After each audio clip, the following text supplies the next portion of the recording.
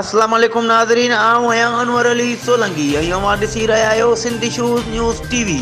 Sindhi shoes news TV bulletin में अवां खे भली कार ख़बरुनि जो सिलसिलो जारी।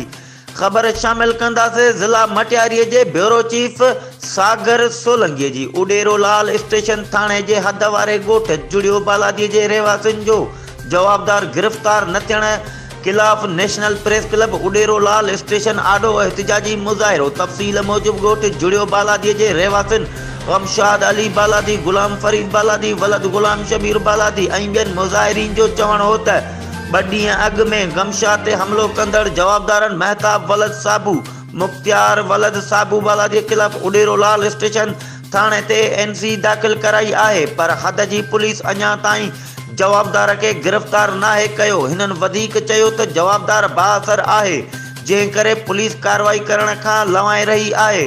हिननि जो चवणु हो त जवाबदार असांखे जानी ऐं माली नुक़सान पहुचाए सघनि था।